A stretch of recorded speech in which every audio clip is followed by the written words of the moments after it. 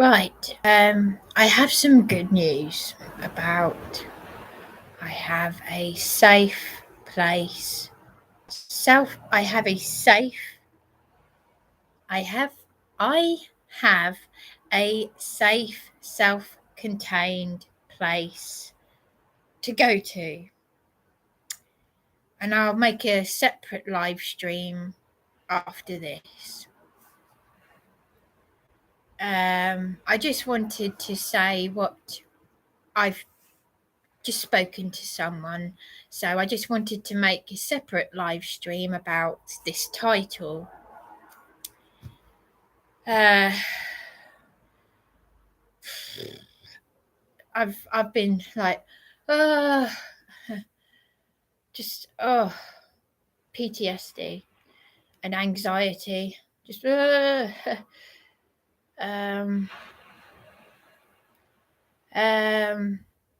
well, as I said, I'll do a separate live stream after this. I just want to say, recap. The nice lady who spoke to the council on my behalf today. This is through my doctor. Has found me a place, and it's self-contained, and it's literally the workmen were literally just finishing it, and it's very nice. My cup of tea.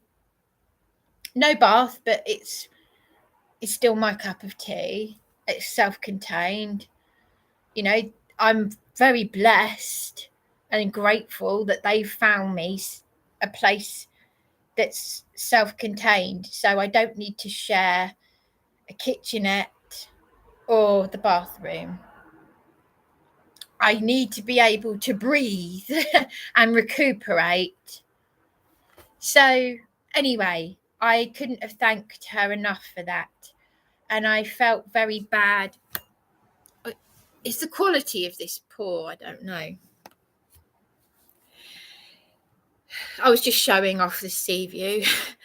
I've got one last night here in this hotel tonight. So in the morning, I leave here in the morning and I go there. And it's nice. So they were literally just screwing everything in and finishing it. And this was all done off the cuff. Because I said to the lady who remains anonymous, this is through my doctor, through my GP. I said, I had to be firm with her because she was suggesting the Salvation Army or Matthew 25. With all the bullying from the Eastbourne People's Assembly and my partner's friend Charlie, and my lady witness friend knows what Charlie's like because she's been on the receiving end of him. I never got an apology. Yes, he might suffer with anxiety, but you know, there's suffering with anxiety and then there's being a bully. And he was bullying me with the rest of them at the Eastbourne People's Assembly against austerity, which is BS. It's absolute BS. And I've got something to say about austerity. I'll say that in a minute. I'll say it in the next live stream, actually. So the place I'm going to, I've got to be very careful what I say. I'll try and find a way to word it because I've got to be very careful. I've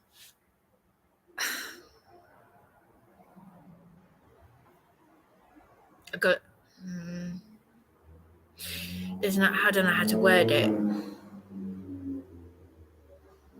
I'll just say it like this because I've got to be careful how I document this because I can't. I've got to protect, you know, this is essentially a place to stay in the interim, a home. But I'll just say this. I bumped into someone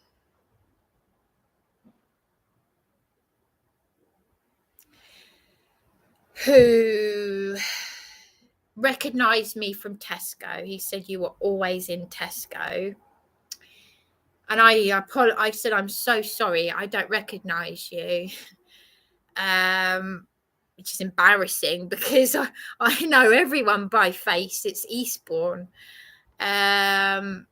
especially in places like Tesco's. But he used to work in there, and he said, "I know you by face. I know you. You were always in there." I said, "Yeah." 13 years ago, when my mother died, I'd go into these places. I'd go down to the garage in the early hours, because I'd come awake at night all the time.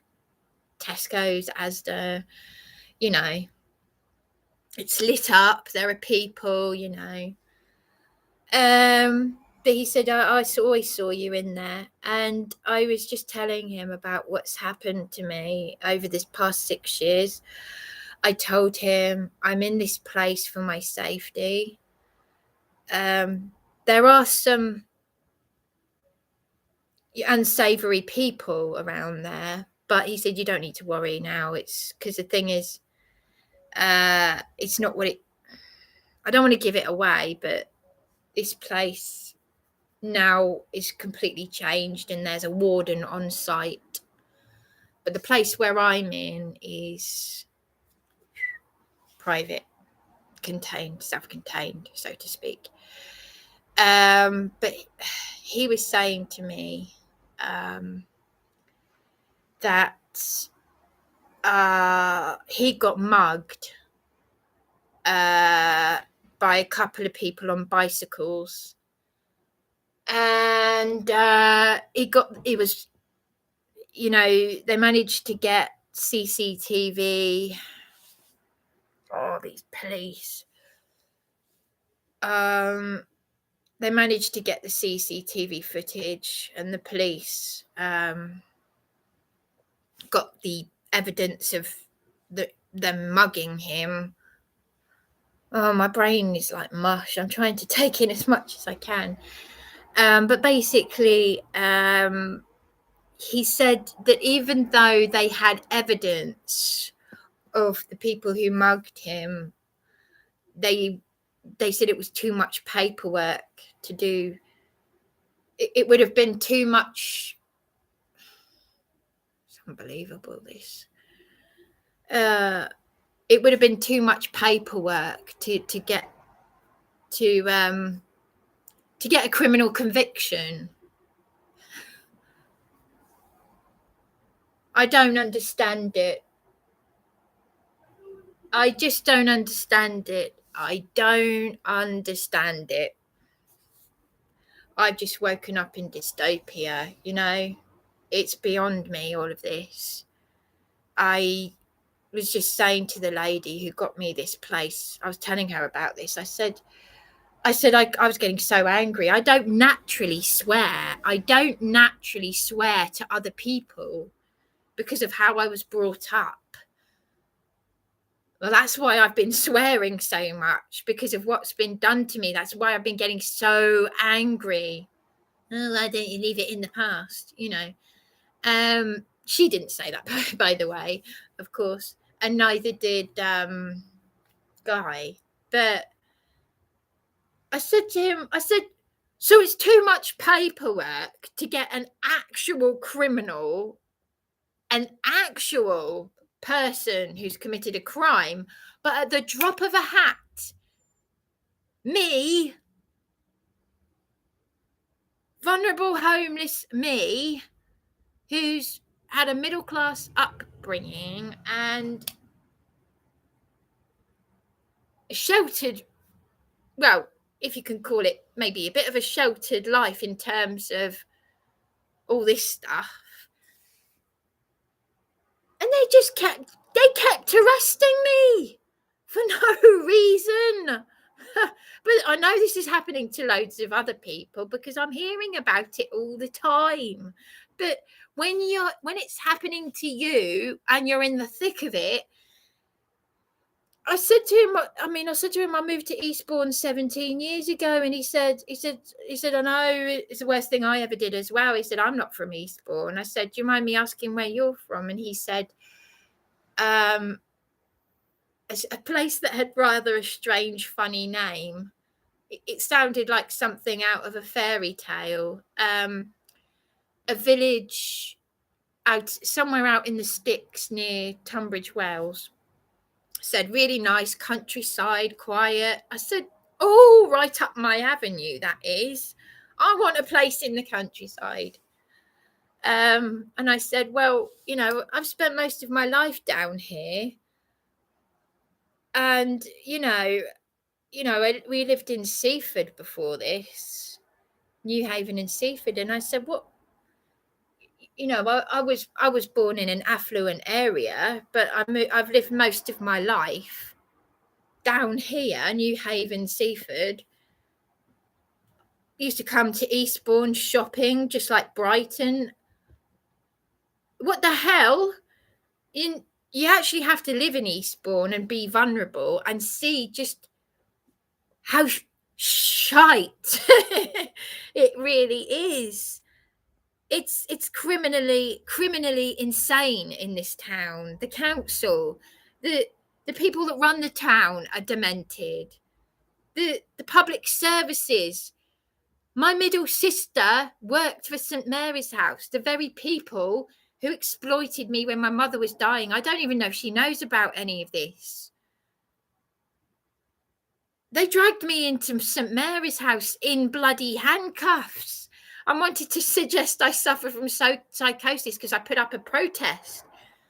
I moved to Eastbourne under adult social care. I went into a self-contained one-bedroom flat. I couldn't cope. I came out of the foyer.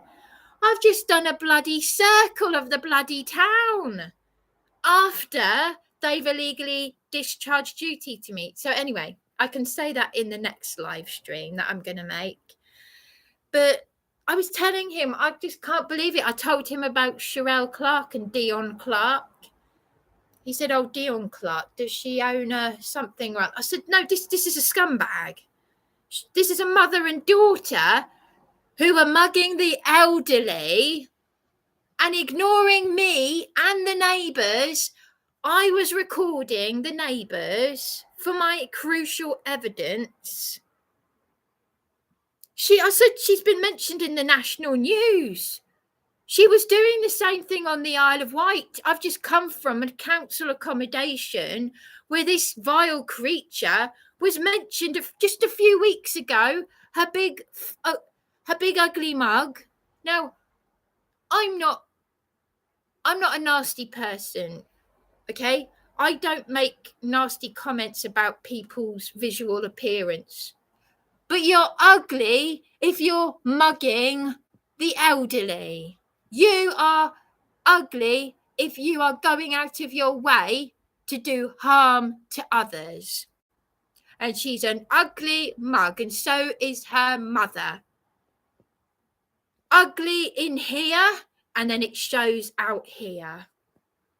If you're ugly in here, you're ugly here. Evil. Yeah, thank you. I just got a thumbs up for that.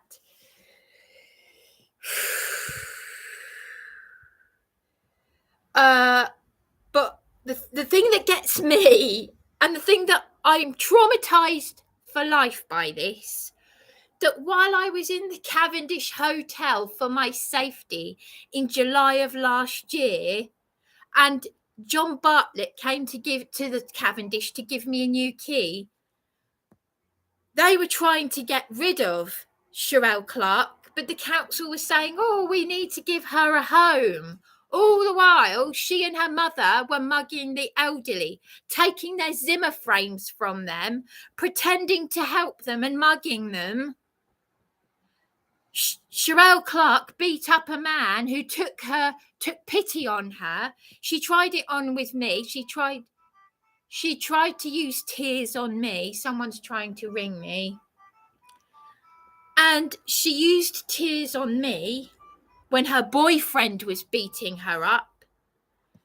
The police knocked on my door to say, would you testify in court? Because I felt sorry for her. Do you know what this little shit was doing? Yes, not only mugging the elderly with her mother, she also traumatized a man who took pity on her. Look it up, Google it, put it in the search engine. It's online. She traumatized a man who took pity on her, and he's now suffers with so much anxiety. He's too scared to go out, and she was laughing after she beat him up. They take crack cocaine or something. I don't know, because I don't know about drugs. But I was telling Karen this. I was saying, this is the lady who's helped me tonight to get me out of that place.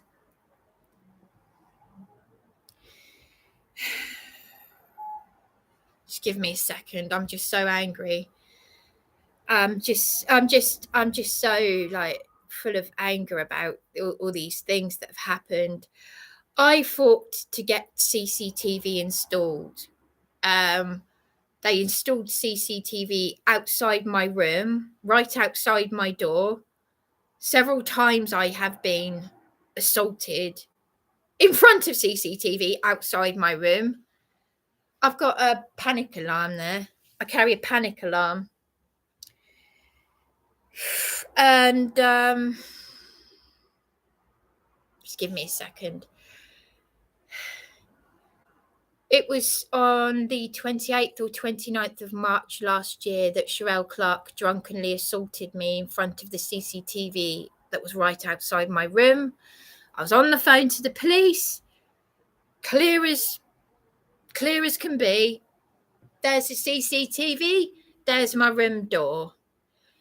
What she did was she kicked my door like that. They like doing that. Kicked my door, pulling my top. I just caught her. She'd been stealing food from me again. I had to have a bike chain around the cupboard doors. She kept ripping all the kitchen cupboard doors off. They pulled the wall down. There were used needles outside. Her boyfriend smashed my bedroom window. Well, I can't be sure if it was him. You tell me. And the property managers were bullying me, and I recorded them. I had witnesses.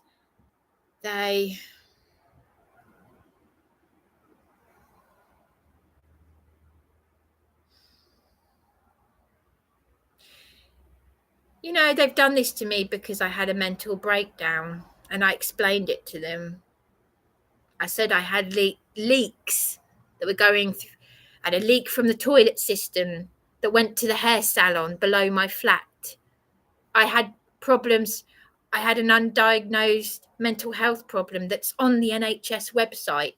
Finally, the hoarding and clutter problem that I've had for 17 years. And I asked for help at a basic level. Do you know what? There are people that help with hoarding and clutter. They're usually the people that don't want the bloody help. And then the council say, we're going to come in because you've got rats in there. I was asking for help with it. That's why I'm on severe disability. Fuckwits. Sorry to swear, but these people, I've done care work with the elderly. It made me physically ill. My sister worked for St Mary's House. These people did not want to help. They come out of university and this is their attitude. You have to take responsibility for yourself. They're numpties. They're absolute, demented. But I've never seen anything like this.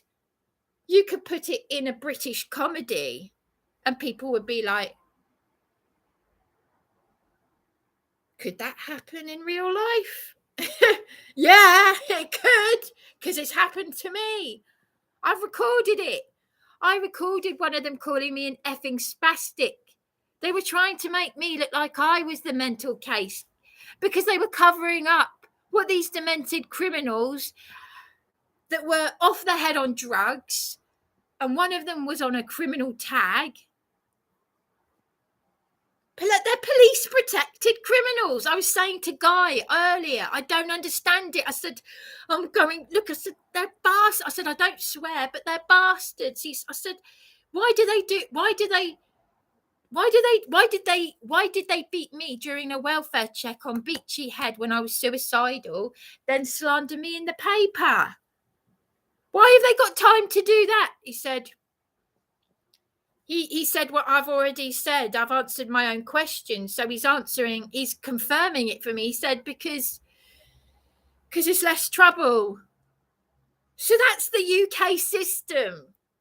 I've answered my own bloody questions, but I just can't believe it because it's insane. The UK criminal justice system is bonkers. It's insane. It's evil. It's evil. That's why we have a thing called the British stiff upper lip. Oh, shh.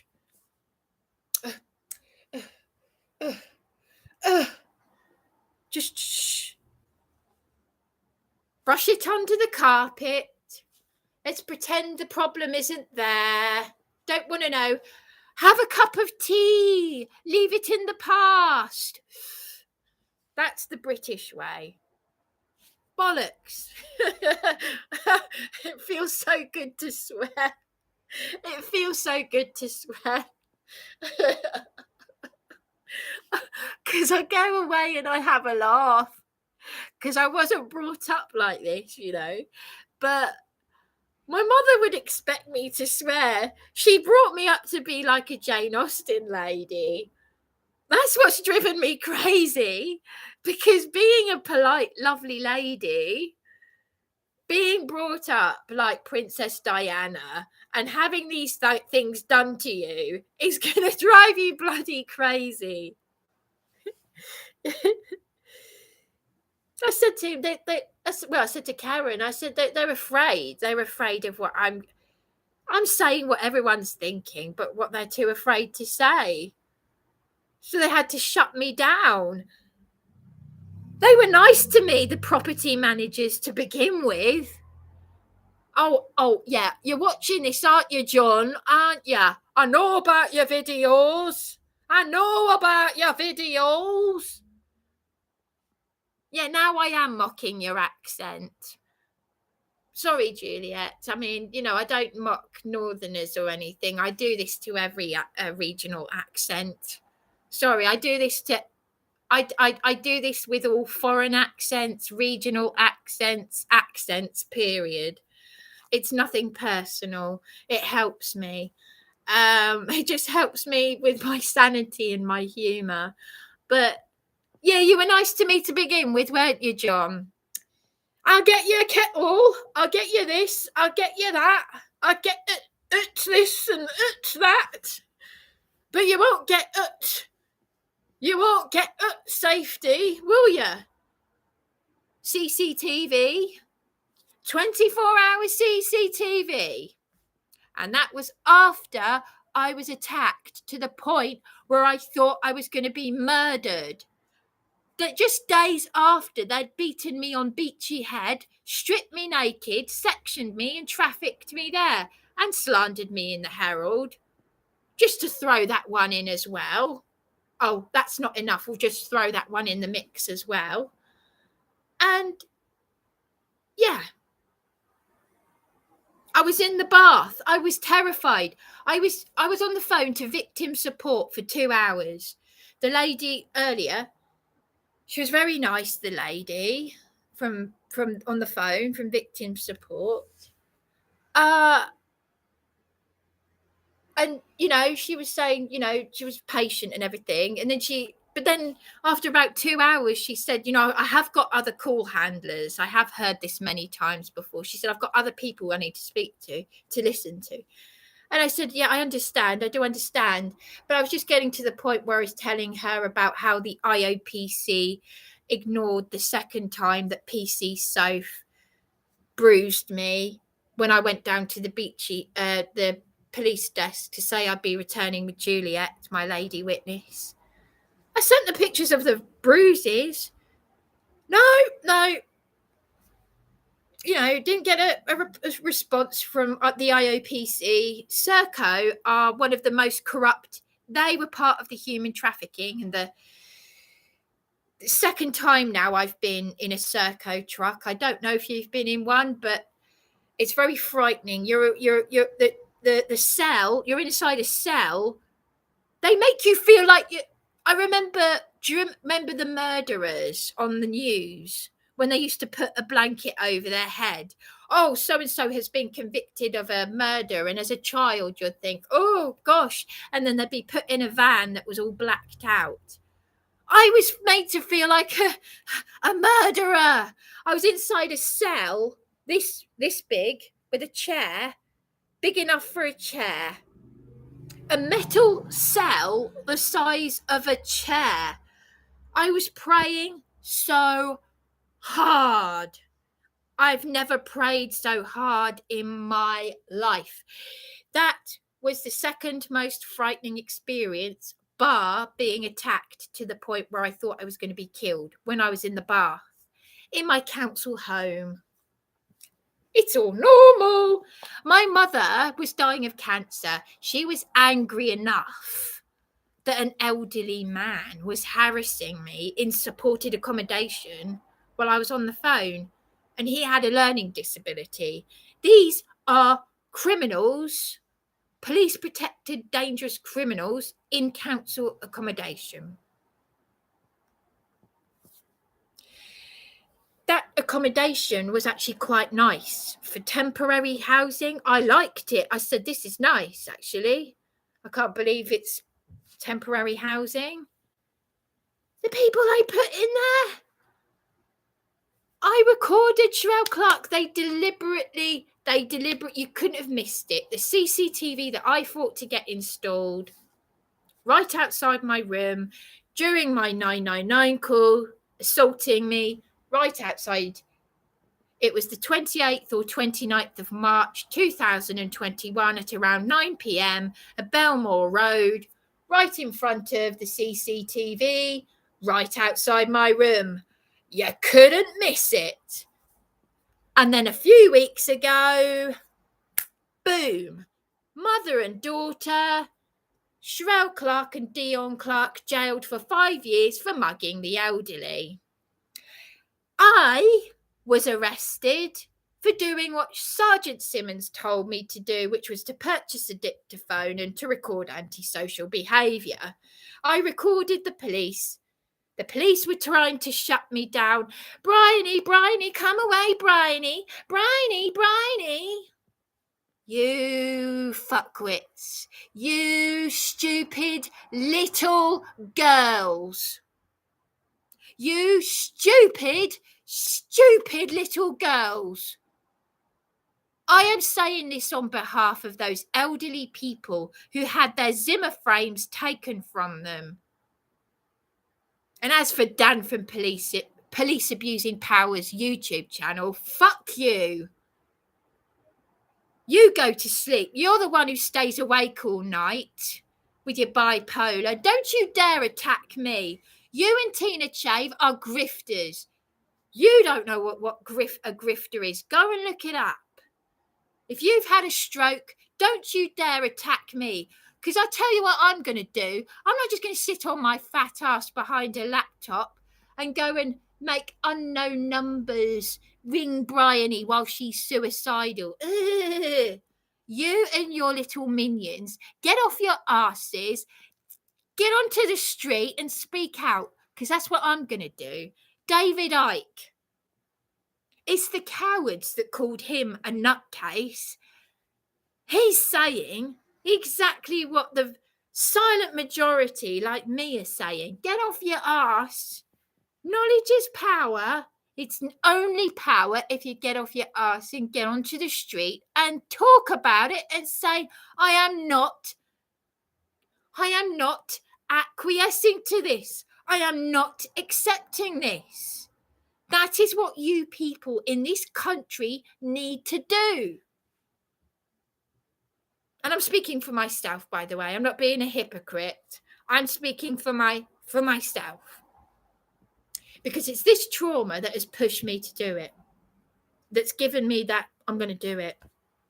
And I take after my late mother. My late mother had an illegal abortion 24 years before I was born. A cop in New York took her under his wing, took her to Pennsylvania, and she had an illegal abortion. It was a man who was selling his body to other men who did that to her. And I had this silly idea that in the 50s, people didn't do things like that. People have done things like that since the beginning of time. The Bible says nothing is new under the sun. So that's when a cop was a cop. Because the last time I was attacked, evidence of licensee attacking me, police are doing nothing. In the early hours this was, and someone watched it live in America and they said, I thought the cops here were bad. They're not doing anything. No, because the UK Eastbourne Police, Sussex Police are one of the most corrupt police forces, apart from Essex, apparently. Is it Essex? Well, Sussex Police are one of the most corrupt police forces. Excuse me. Councillor Stephen Holt didn't want to know. I left a voice message. He was running away from me. He had a mouth mask on. Don't come anywhere near me. Don't come anywhere near me. Social distancing. Social distancing. And I said, talk to Juliet. You silly. I thought to myself, you silly little boy. They're all. You can see Stephen Holt's face. You can Google him. Silly little boy. Talk to Juliet. I can't get involved with UK police enforcement, Bryony. Yes, you can. You, Stephen Holt, the living man and not the legal fiction, have a duty to stop and correct the vulnerability of one of your constituents. You've got one of those, what do they call them? What do they call them? The Freemasons, a special honorary thing. I don't know, some sort of thing to make people idolize you in some form. He's in the club. They're all in the club. They're all in it for them. Man of God. I say, which God? It's all bollocks anyway. But sorry to swear if you're offended. I don't usually swear. This is not the norm. If you're offended by my language, I'm very sorry. I don't naturally swear. I'm venting a lot of anger. You have to go through all of this to know what it's like. If you've got an air of, people used to say, oh, you're like Princess Diana. And I don't mean that in a big-headed way, although that does sound big-headed. But, I was brought up all polite and middle class and all that. And this, and I am extremely honest, but the real me is coming out now. It's better than having a sex change, though, I can tell you that. I can understand to a degree why my sister had a sex change, because the locum said you and her need trauma-based therapy, what the Vietnam War veterans had. Well, that ain't gonna happen, because I've been asking for help with my mental health for 26 years. If they don't want to help you, they don't want to help you. They want to see you deteriorate. They want to see you end up in a ditch. They want to see you end up on drugs, or they'll end up dragging you into St. Mary's house in handcuffs, which is what they did to me. This is the building that failed me when I was in supported accommodation. and my sister has worked for them. And I must be bloody strong because I've never in my life taken drugs. I don't drink or smoke. When I have felt extremely suicidal in recent times, I buy a load of alcohol because I think I'm going to down it and go and toss myself off the cliffs. That's the only time I've bought alcohol. Otherwise, it just tastes like poison to me. It's like, buying bleach or something. I was brought up I was given wine in the high chair, and I was brought up like children on the incontinent.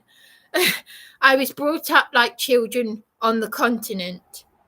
Wine with the I only had it like with Christmas or whatever, a glass of wine maybe, but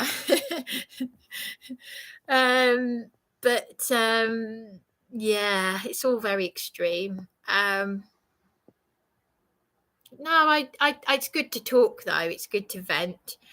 But it does make me so angry that they were targeting me, that Sergeant Savile. Oh, hang on a minute. Oh, I get the two mixed up. There was a Sergeant Savile and a Sergeant Simmons. A Sergeant Simmons. It was a Sergeant Savile that did bugger all. Sergeant McKay grabbed me and threw me out of the custody centre. They're just a bunch of idiots. I mean, my God, I was brought up to respect the police. They're thugs. They're military trained thugs. Hello, reality. This is the world we're living in now. But, in the 1950s, the 1920s or whatever, it'd be, hello, constable, how you doing? Are you in good health? How are you? How are things in the community? Now they couldn't give a fuck. They couldn't give a flying fuck. Charles Lucas Property Management and the police. We can't find evidence. We've had a look at the CCTV, but we can't. They wouldn't even take a statement from me over what Sherelle Clark did to me. In the same way that the neighbourhood policing team were meant to come out to me within 2 consecutive days of having my bedroom window smashed. They didn't. They never did. But PCSOs did come out on the odd occasion.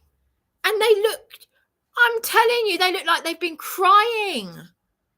What the hell's going on in this country? They go, do you feel safe?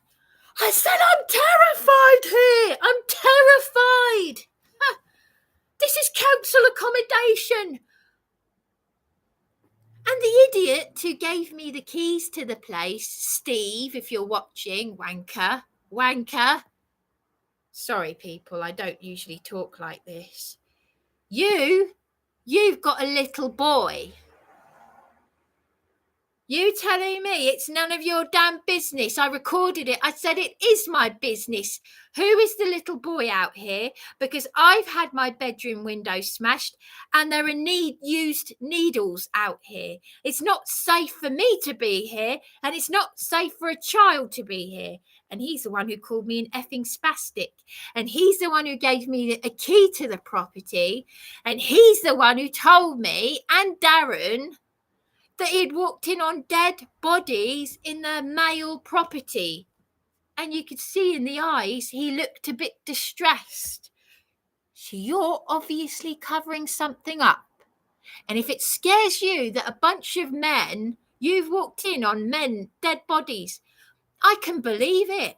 Because when I was in the all-male property in Salon Place, there was police. The old man that looked like Father Christmas with the white beard and the white hair, he slipped it out of the bag, a cat out the bag, when he said he said that the room I was in, someone who'd been in that room quite possibly might have murdered the man in the other room who was found with a cut neck. But they couldn't be sure. The police couldn't be sure. And there was police tape there. How lovely. How lovely. I was too drained to keep moving around. I made one of them ill because I used a whole bottle of bleach to bleach the shower because one man was urinating all over the shower. This is council temporary accommodation. And they were kicking him out, but letting him in, but kicking him out.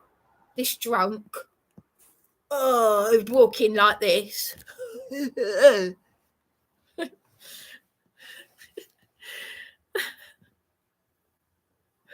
Oh, there's a housing crisis, people. There are going to be riots on the street.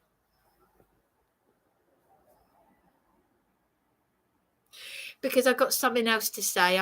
I'll make another live stream. I'm going to have a cup of tea, but I've got something else to say because I've just watched Paul Joseph Watson. And if you've been watching him, it just gets worse. There are going to be riots. A prayer. I tell you what, I've been feeling suicidal today. I've been thinking about jumping off Beachy Head, but now I've got somewhere to go. Something somewhere has happened. Maybe it's also happened in the court of heaven because whilst I've lost my faith, whilst I've been upset, whilst I've been confused, you know, what I've been saying about Darren and other certain individuals that I've already mentioned, the aforementioned, you know,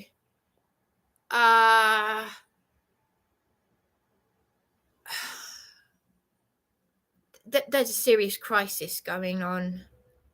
Paul Joseph Watson, I'll say it, I'll make another live stream. I just want to concentrate on the title of what this live stream is about. They slandered me. They slandered me in the Herald in the summer last year whilst I was self-funding the Cavendish for my safety. Because of a welfare check on Beachy Head where the police beat me. And they decided to slander me as well. But they haven't got the time to do the paperwork to do with what the real criminals are doing. And all the while, you bastards, I'm going to get you for this. I really am. And when I say get you, I mean, I'm going to do something that's legal. It's called freedom of speech. You can't take that away. You cannot take that away. You can go into playgrounds with your big adult nappies on to do with the feelings police and what people are saying on YouTube, even though you've got children yourself. And your children's children are going to suffer. There's going to be nothing for your children. Your children are going to be dying on the streets. How proud they'll be of Mummy and Daddy. What did Mummy and Daddy do? Mummy and Daddy went round. They danced at Gay Pride. Woo! They did the Macarena. They ignored real crimes. While Sherelle Clark was mugging the elderly with her mother for a second time because Hampshire Constabulary, it's online, said that they were doing the same thing on the Isle of Wight. Imprisoned for 2 years in 2019, released to do the same fucking thing again. Sorry to swear. Released to do the same thing again and terrorise the neighbours and a vulnerable suicidal woman who was beaten by the police again and slandered in the paper. And by the way, whoever the fuckwit moron one was, the wanker who's got nothing better to do, who reported my live stream, my phone call to Lorraine Blackwell on BHT, from BHT, it's on my YouTube channel. Have a look it up. phone call to Lorraine Blackwell, which I live streamed at BHT. Some fuckwit decided to report it. Lorraine Blackwell looked so tearful. She said, she was like Zita, the house manageress at the Cavendish Hotel. I never hung up on you. Shall I play that recording again? Hang on a minute. Let's bring that recording up, shall we? You never hung up on me, did you, Zita, the house manageress at the Cavendish? But you got PC Soph to come out and to get in my face and to say, you got 5 minutes to get out of here because you decided to cancel my reservation, even though I spent thousands of pounds, thousands upon thousands on these hotels which are going down. Even this hotel, the Burlington Hotel. I had cockroach in that room, you know, a few minutes after talking to that idiot Dan from Police Abusing Powers. I had a cockroach. Oh, it's only one. One is bad enough. I had one last time I was here. Right. So I had to come here because the Cavendish Hotel, listen to this. It's now known as Homeless Hotel. I've got so much to say. Let me just say, I was also assaulted. I was assaulted by two people who'd been to prison who were at the Cavendish Hotel. And one of them said, go to prison because you'll get the help there. And she took a Christmas decoration off the Christmas tree because I said, stop messing around. And she threw a Christmas decoration at me. Me and Terry, no, he's old school. He knows about Eastbourne. He was a cleaner in a place where a demented woman who wouldn't leave him alone ended up burning down her home in one of these nutcase places in Eastbourne. We're talking decades ago, though. This is Eastbourne. He witnessed this idiot throwing a Christmas decoration at me, and she said, oh, go to prison because you'll get the help. Reception didn't want to know about that. And yet the next time I saw Lorraine Blackwell was helping. I said, oh, I see you're helping these two. I said, I was assaulted by one of them. And she said very mousily, oh dear. She works at Brighton Housing Trust. I can see it. That's why she's so mousy. She said to me, do you want Sherelle Clark to go or do you want to go yourself? I said, me and the neighbours want her gone.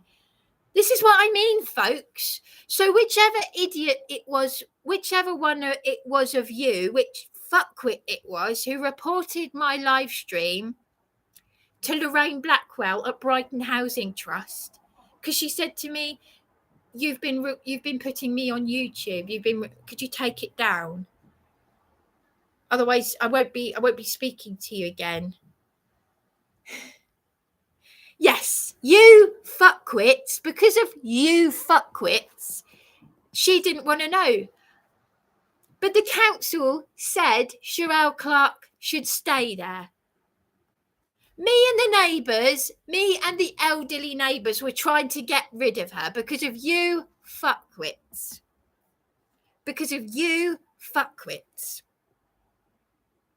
That's the same Lorraine Blackwell who wanted Sherelle Clark to stay there. I'm sorry to swear, folks. I'm sorry if you're offended. I don't usually, this is not normal for me to swear. But these fuckwits, these idiots have made me so angry. Because of them, because of you reporting that idiot had the free reign to not only assault me, terrorise the neighbours, she was mugging the elderly with her mother again. And when she's released in 5 years' time, she'll be doing the same thing again. But as everyone online has commented on the article, they've said it should be 20 years. Don't let them out. Don't let them out. Because they'll be doing the same thing to someone else who's vulnerable, like me, and suicidal. They'll be out there doing the same thing because of you, idiot. It's your fault. So don't attack me. That is why the Police Abusing Powers channel needs shutting down. And Dan, you need to get a life and stop harassing me.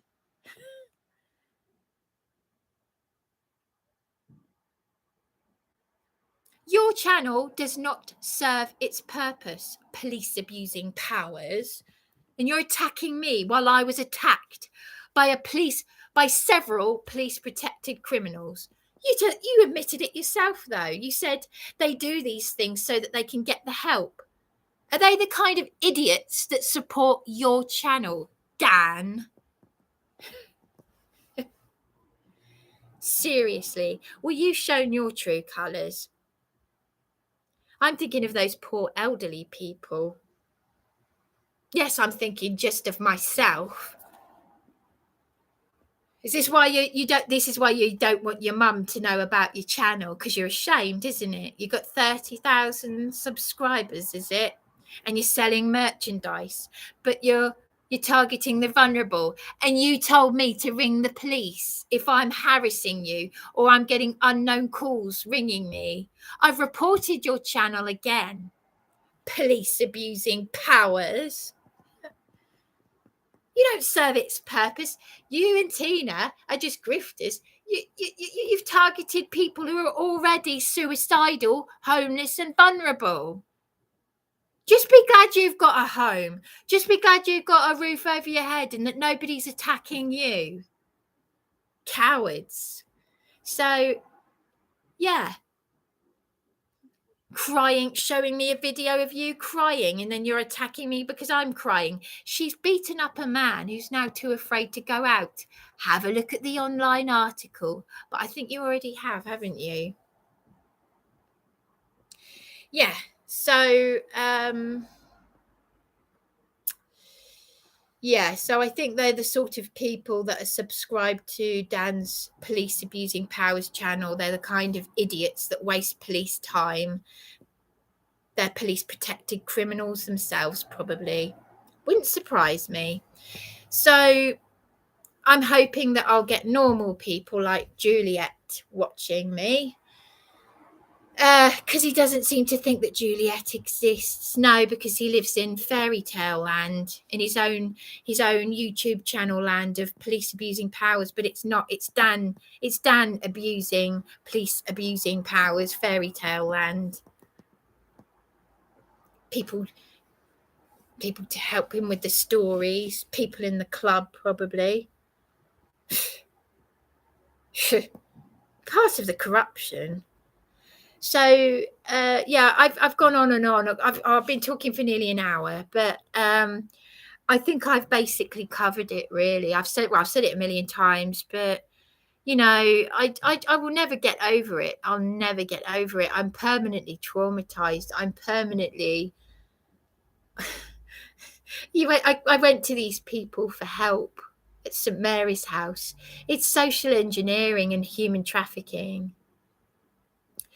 The night that I recorded the neighbours and Sherelle Clark, there were about three men in the property with balaclavas on.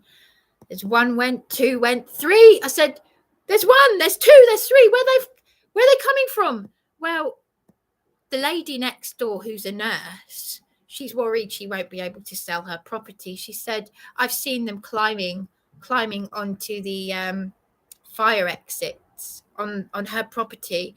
They get in, they climb over the walls. That's why the wall was pulled down. But as I said, Charles Lucas Property Management and the police, they covered it all up. because it's easier than to do the paperwork. Doesn't make sense. I don't understand it. I do not understand it. My mother wouldn't believe it. She'd be like me. But I take after my mother because my mother was the only person brave enough to get up in my Catholic church and speak out against the appraisal of my perverted headmaster, who was basically doing the devil's work. It's all bollocks. And I just remember like sinking into the pew, but at the same time, I was so proud of her, thinking that's my mother, because the PTA wanted to get rid of him. And they were giving him an appraisal in church. So my Catholic school wanted to get rid of him because he was a pervert. But the church were giving him an appraisal. And my mother got up and said, absolute rubbish. Oh, I take after my mother. She was so brave. Well, I don't mean to be big-headed. I mean, I want to be like her, but I've had to absorb other people's shit, shall we say, the generational curses, because it's all real. Generational curses, if you don't know what that means, that could be, say, for example, if your grandfather was an alcoholic or your father, and they've passed it on down the line, and then they pass it on to their children and their children's children.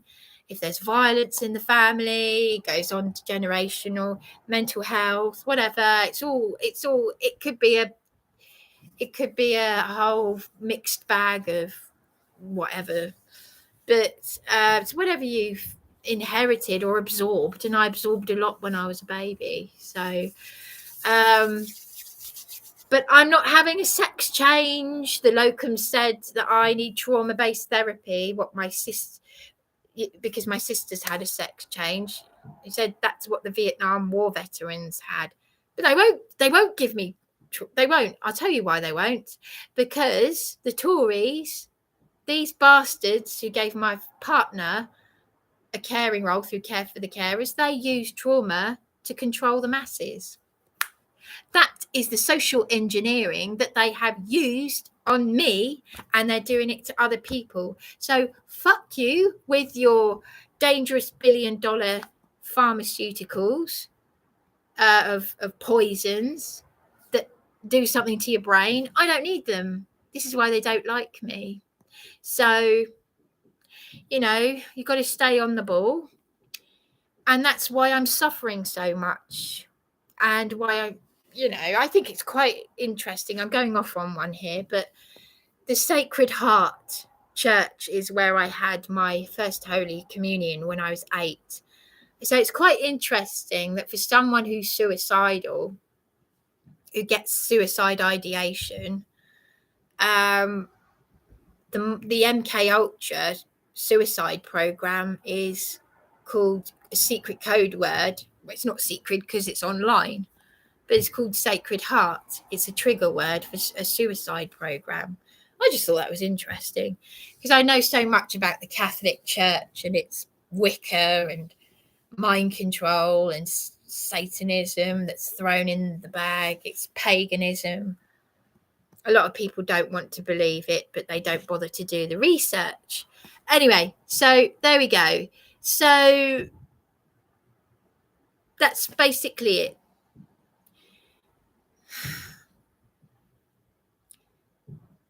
But I'm going to speak out about it. I'm keeping my faculties and as best as I can. And they've slandered me in the paper, stripped me naked. The IOPC won't investigate it. But you sick, perverted bastards at Eastbourne Police, you've got my clothes that you stripped from my body. You left me nearly completely naked. You took my bra. You threw me to the ground, pushed my head down like that so I couldn't breathe.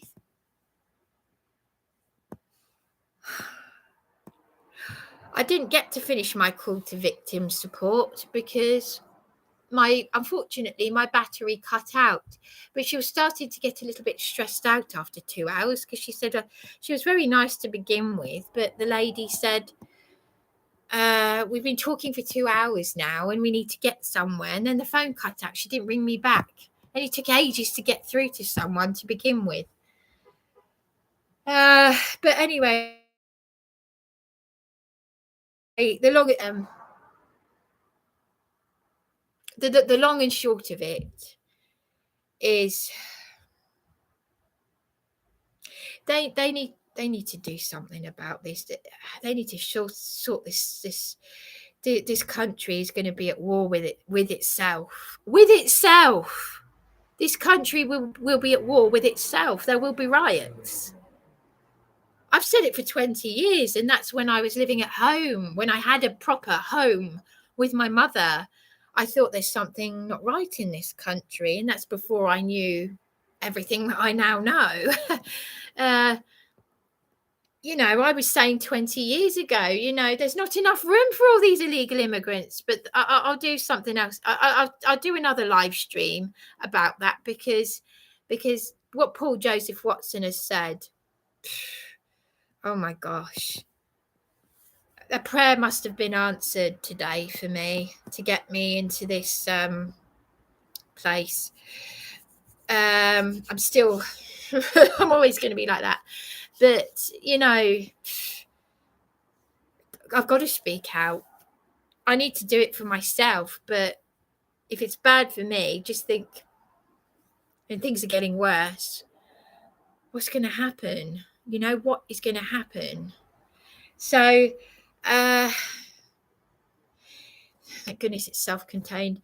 But, if you could, I just can't, the IOPC wouldn't investigate. They've got my clothes. The Professional Standards Department had apologised for terminating my phone calls, my police phone calls. They've continued to do it ever since then, up until just a few weeks ago. It's on my laptop. An hour and 30 odd minutes of a call handler telling me she won't terminate my call, and then she does. And then she ends up being the same call handler who answers the 999 call when Darren has assaulted me. And Darren wasn't arrested till for some time after that. It's insane. It was all over having a set of keys cut, and he assaulted me. And I went through so much. You couldn't make it up. It's just so ridiculous. It's so, what is wrong with this country? But yeah, they even lied to the domestic abuse helpline, saying they'd removed me when they hadn't. They'd removed Darren, and that's before he was arrested. This is how stupid they are. And then I was put through 24 hours of hell at A&E. They were saying that I didn't want to see a woman who had illegally forcibly injected me. Why? Because I demanded to have my phone to call the police over my possessions, because they kept making me homeless for no reason. Every time I complained about bed bugs crawling on me or antisocial behaviour, they'd pick on me. This is the insanity. How can you guys sleep at night? I worked so hard when I did care work with the elderly 20 years ago. I was worried about my back, not just my mental health. I called in sick because I'd taken an overdose. My mother called in sick for me because I'd taken an overdose of antidepressants. She didn't realise that. I was worried about my back because they weren't using the hoists. I worked hard just to be caring. It costs nothing. When it came to the end of the shift, people couldn't wait to leave, understandably. The old ladies would call me into their room and start showing me their photographs and things when I really just wanted to leave. That's how nice I am. I was a people pleaser. I was tired and I just wanted to get home. I'd walk in the door and throw all my clothes off because I was dripping sweat, you know. But the old ladies would like, can I, you know, and I'm not being horrible. It's not quite the same as having your grandmother, because when you're with your grandmother, you want to be with your grandmother. But when you're working, you know, I lost my grandmother when I was 8 years old. It wasn't quite the same as working, as being with my grandmother. It was bloody depressing.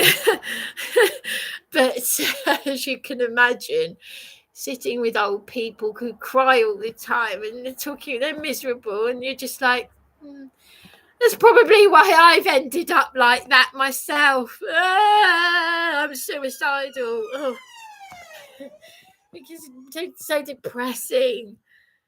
But because of how I've been brought up, I'm so polite and so it's so fucking draining, this. And then I end up in these places with demented police, demented property managers, demented criminals. I've woken up in dystopia. What's going on? What did I do to deserve this? Do you know what I mean? So anyway, so it was the 20th or the 21st of October 2020 when I'd been for hours on the phone to the local government ombudsman and a social worker.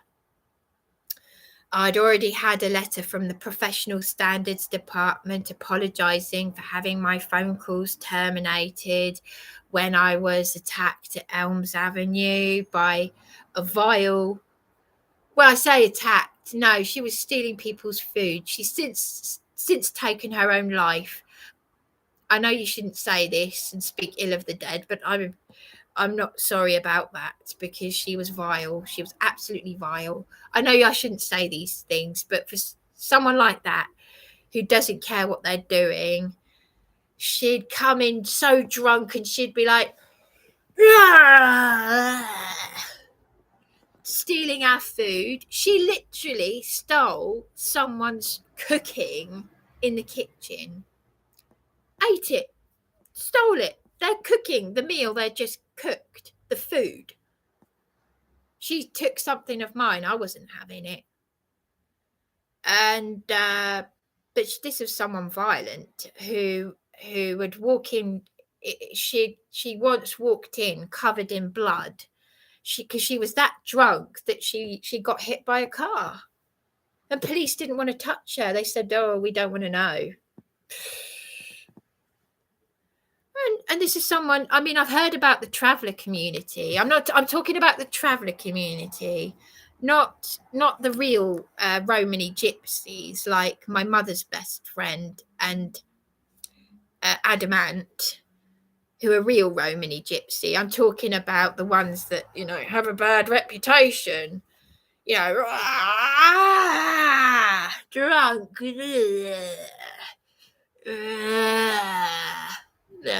Like that. And you know, sorry, but I now believe it because I can now see why they have a bad reputation. And there were people taking drugs, there was a mother and baby. I was worried about the baby. Someone said to me that a drunk fell onto the pram with the baby in it. I thought, oh my gosh. By law, they should not be throwing them all into one place. This should be happening. So that's why I went to the Citrus Hotel, self-funded the hotel for 2 months.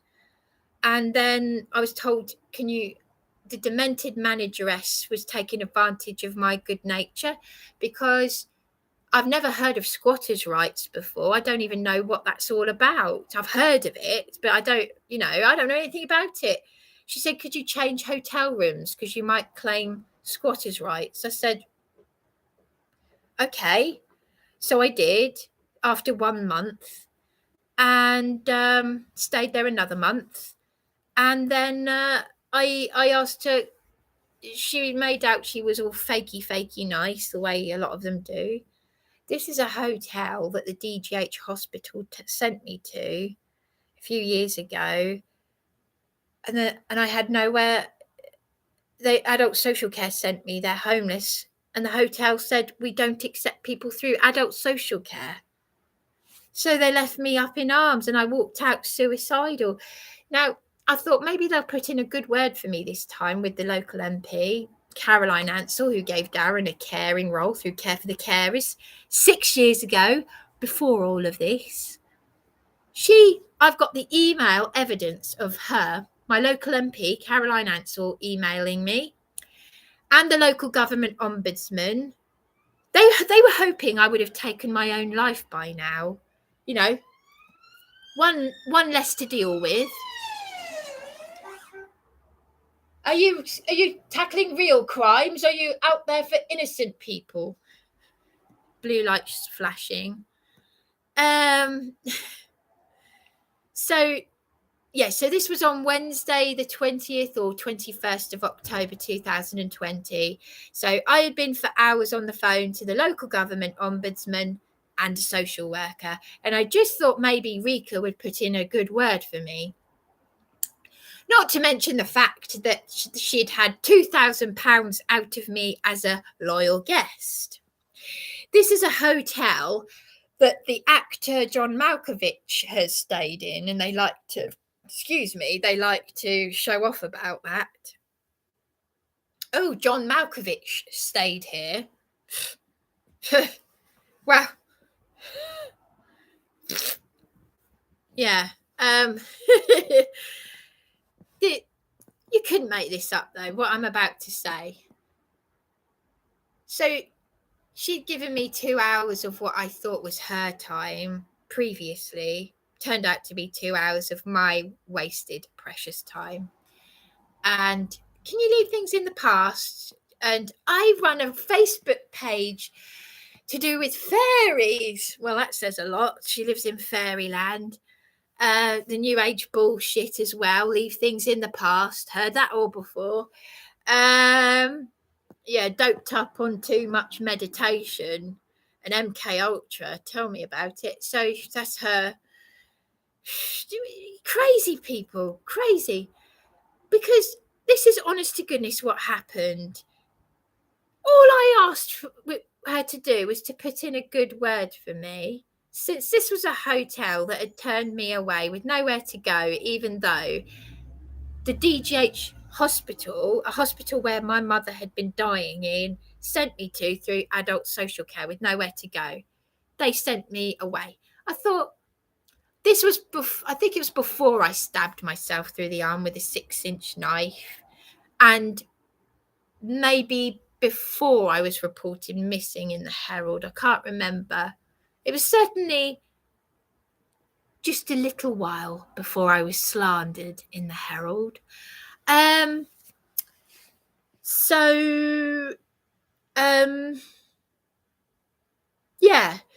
this date, Cara, as I said, it was just a few days, about 10 days before the 21st or 20th of October 2020, that Caroline Ansell had emailed me, and the local government ombudsman also emailed me with a reference. This is what I find very suspicious. Very suspicious. In fact, more than just a little suspicious. Caroline, the Tory, the Christian. Oh, Caroline Ansell is a Christian. Oh, so is Caroline Stevens. She said she'd pray for me. She talked me out of suicide. Then she threatened me. Yes, Caroline Stevens from the Truthers community. I don't know if she's the one from Wiltshire who contacted the food bank. Just have a look at that phone call where Steve Churchill has left me in tears. I will keep repeating myself because there may be new people watching my live streams. New people who've got sense, not those trolls from the police abusing powers community. I'm talking about real people. So repetition for emphasis as well. So yeah, so just to finish, because I'm like a robot. So on days later, after Caroline Ansell responded to me by email, which I have evidence of, and the local government ombudsman, just days later, on Wednesday, the 20th or the 21st, I can't remember which one, of October 2020, on that date, I had been for hours on the phone to the local government ombudsman and a social worker named Marina, and I never met her. I said to Marina, the social worker, contacted the hotel, and I said to Rika, did you get a call from Marina, the social worker? He goes, oh, Bryony, we're not a hospital, you know. I said, I never said you were. I said, I just copied you in, and Caroline Ansell. I just copied you both in on my email. I just thought maybe you'd put in a good word for me, you know, because of how appalling it was that you left me with nowhere to go when adult social care sent me here from the DGH a few years ago. No, this was her attitude. Oh, Bryony, we're not a hospital. I don't want you here anymore. Well, actually, I think she's South African. She's either a Kiwi or South African. I can't remember now, but it sounds very similar, doesn't it? We don't want you here anymore. We're not a hospital, you know. And then a hotel guest threatened to go in my room and drag all my stuff out of my room. So I said, right, I'm calling the police. Called the police, and guess what? Yes, the police terminated my calls. This is despite the fact that the Professional Standards Department had not long sent me a letter apologising for doing that. And they did it again. And they've done it again and again and again and again. I can't even keep up with the number of times they've done it since then. So I went back to my hotel room to make a complaint about the call handlers hanging up on me. Had to go through the procedure. I was hungry. I was tired. I was dehydrated, not sleeping. The stress was too much. So what did I do? The inevitable. I couldn't take any more. I threw the phone down. I went up to Beachy Head in distress. It was about 8 o'clock at night. So bearing in mind I had been for hours on the phone as well to the social worker and the local government ombudsman, and I was waiting for the council to get a response with them. I couldn't take any more. My phone was on low battery. I said, you've terminated my calls. Thanks a lot. I'm going up to Beachy Head suicidal now. And I think my battery might have cut out because it was on red. I was sliding up the mud, climbing up to the cliffs, up to the Beachy Head pub. For those who don't know, who's watching me, if you're not in the UK, it's been knocked off the second world's most famous suicide spot. So it's literally on the doorstep. And I often say to people, in Eastbourne of all places, is it not strategically placed? Just making a dark joke there. And I sat at the back of the pub. I didn't want people to see me with my head in my hands like this, crying, thinking of my dead mother. You know how it is. Got no one to turn to, full of pain, full of confusion, just want to die, homeless, had enough, traumatized. Ugh. I was told to sit down and wait to be served. The pub told me to sit down and wait to be served. I waited to be served a cup of tea. Then the Three Stooges turn up. Yes, none other than, as I said, I've said it before and I'll say it again and again. PC Soph, it's not Soper, it's Soph. PC Soph, PC Broadway, and PC Austin. PC Austin was slightly behind the other two who were approaching me.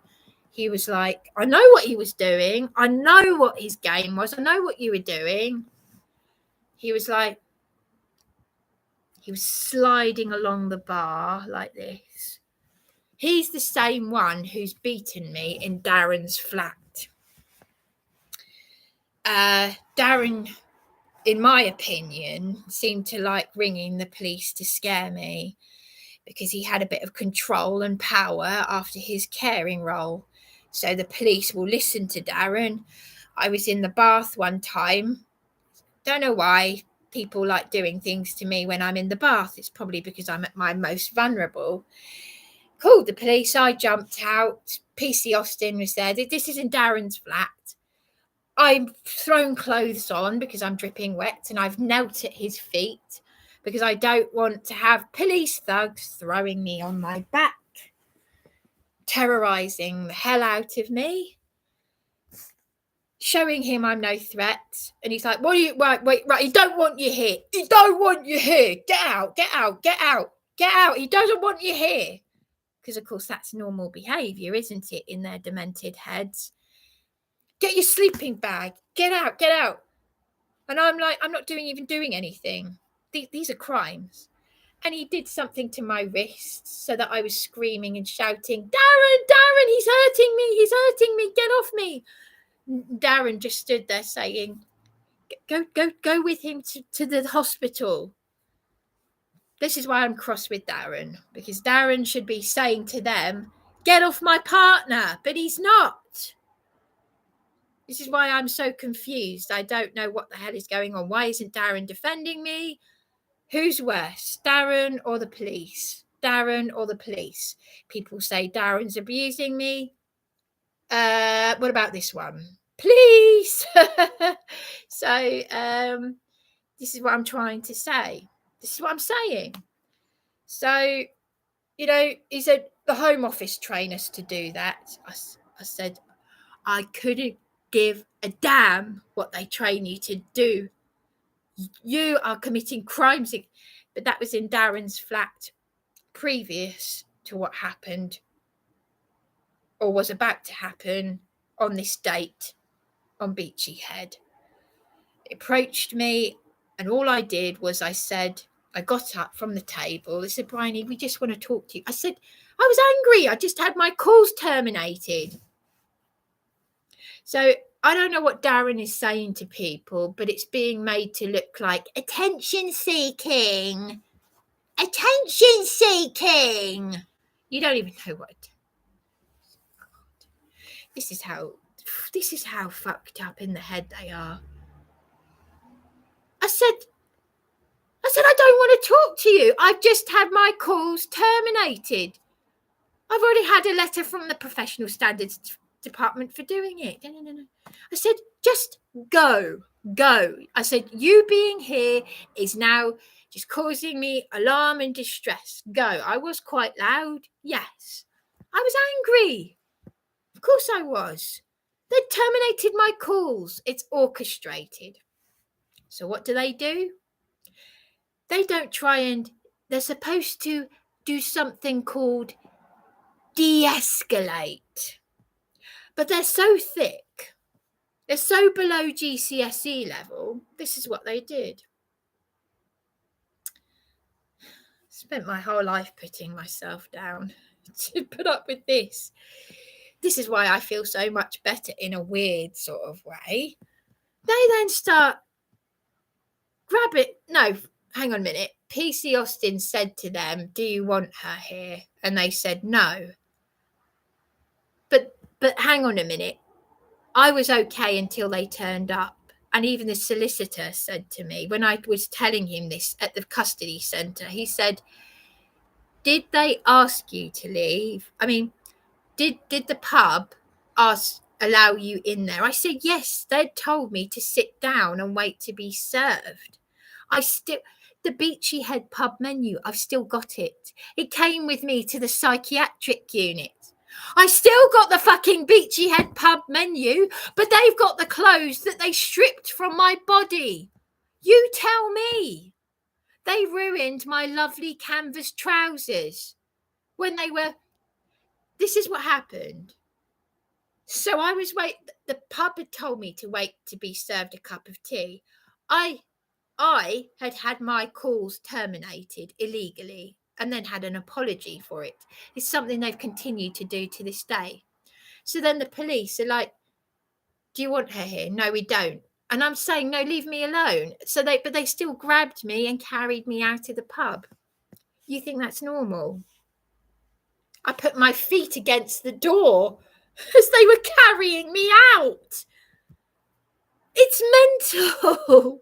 It's mental. So what are you doing? What are you doing? I'm being carried out of the pub. My mum wouldn't believe this. I put my feet up against the door to stop them, and they're humiliated. They're trying to humiliation. They then escalated things, not de-escalated, escalated, because then I'm running around. I'm saying I'm now been caused anxiety, and I'm calling out for help from the Beachy Head chaplains. I said, Lynn, Steve, help. They're doing whatever they're doing. And they mocked me. They said, Bryony, there's no one there. They said, no, you're not going back in the pub. So just leave me. They weren't even trying to communicate. I was in a heightened state of distress. I'd told them to leave because I'd had my call. What is wrong with people? This is just it, though. The solicitor said to me, did they let you, the pub go in? Did the pub let you go in there? I said, they told me to sit down and wait to be served. I've got the pub menu.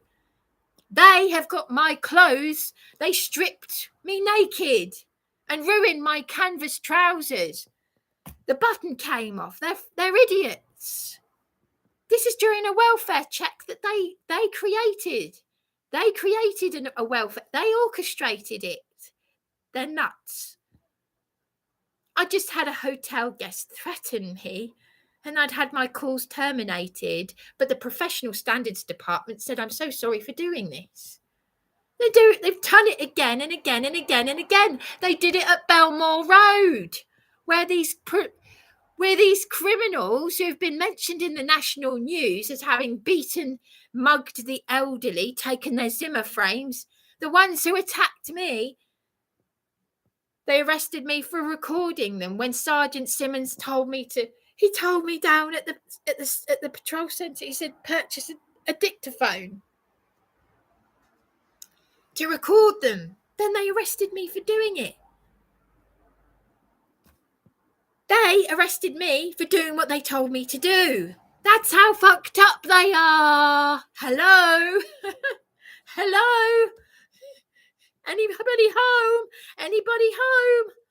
That's the UK police. Someone in America said, I thought the cops here were bad. They haven't done anything. They were watching me live in America being attacked. Put it in a search engine. Evidence of licensee attacking me. Blood on the door. This guy who said they're in America, watching it live in the early hours, they said, that why is there blood on your door? Why aren't they doing anything? They're fucked up here in the UK. He said, I thought the cops here were bad. No, they're demented. They're as bad as the criminals because they're criminals themselves. That's the UK criminal justice system. Sorry. Oh my gosh. So what then happened on Beachy Head? Yeah. So they said in their report that I was running all over Beachy Head. Bollocks. They talk out of their bottom. I was in the car park outside Beachy Head. I wasn't running all over Beachy Head. The police are not the police. Now I know what they're doing. PC, you're a silly little girl, but you're also a screwball. You're screwed in the head, girl. You need help. They need help. Narcissistic personality disorder, sociopaths, throw in everything. You're not even safe calling the police. I mean, you've got illegal immigrants coming into Hastings, and people are arming themselves because they're breaking into people's homes. They're coming in on dinghies from countries that aren't even war torn, and claiming asylum and then breaking into people's homes. You want to do the same with the police, because the police will break into your home. You're not safe with anyone here. You're not safe. And as for supported accommodation, being mugged at the cash points, at knife point, that's the place that the food bank advocate suggested to me. Yeah, that's great for your PTSD, especially in supported accommodation where they've got sex offenders when you're already a victim of attempted rape. Yeah, so you have to make a very, very, very, very black humour out of it. So what they did to me on Beachy Head, what was I saying? So yeah, they started throwing me against the police car, and then they were twisting the handcuffs in the back. I said, "What are you doing? What are you doing? You're hurting me. You're hurting me." So for the first time ever, I've been beaten so many times and assaulted by them, I instinctively, and when I say instinctively, if someone's causing you pain, you instinctively need to defend yourself. I dug my nails in to get them off me. I said, "You're hurting me. What are you doing?" They were twisting the handcuffs.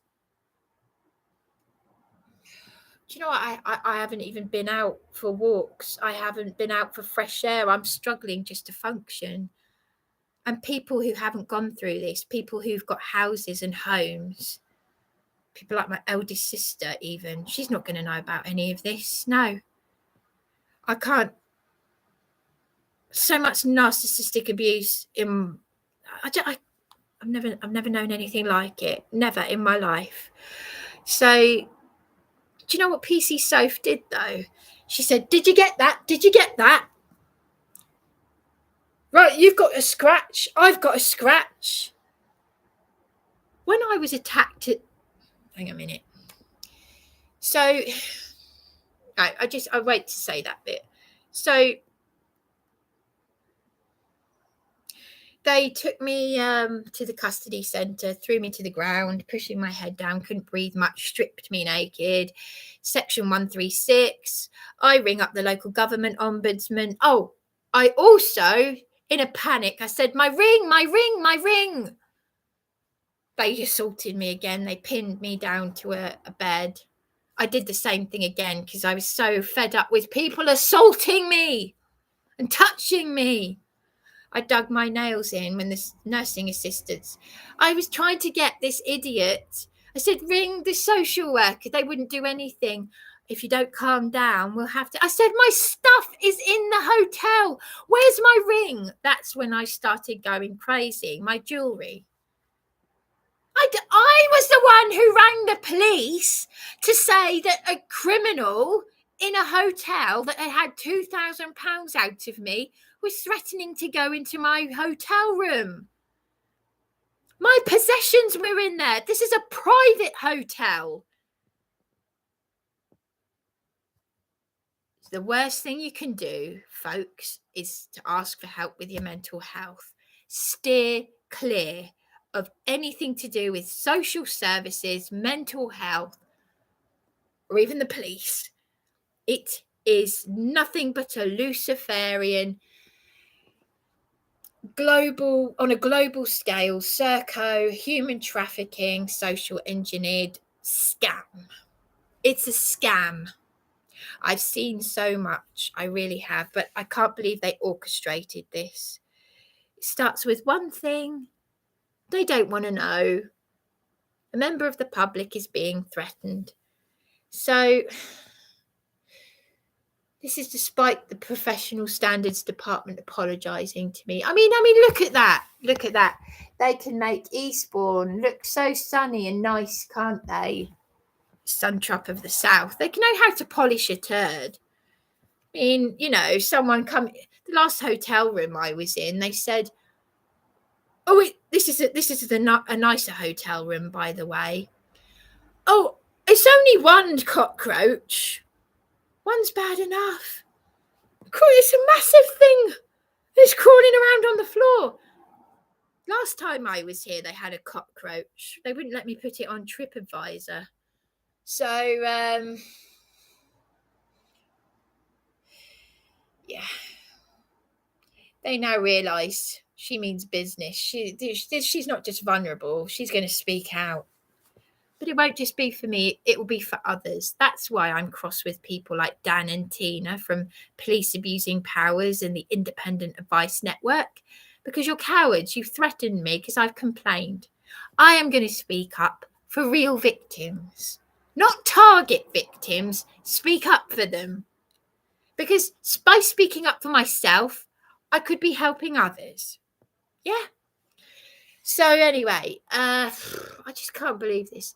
So what they did was they section 136 people not, you know.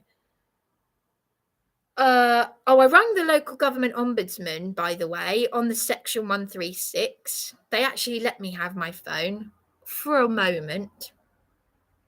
And they said, we don't have a reference. I said, you do. No, we don't. You do. I said, I've got evidence of it. And this is what they did. We're going round in circles, and they hung up on me. So it's that social engineered Tavistock phrase that the police and all these operatives have used. Even Darren's friend who works at the food bank. That's why I've wondered if he's in the club. Because he said he'd pray for me. I played him a recording of a licensee threatening to beat me up, a licensee on a criminal tag.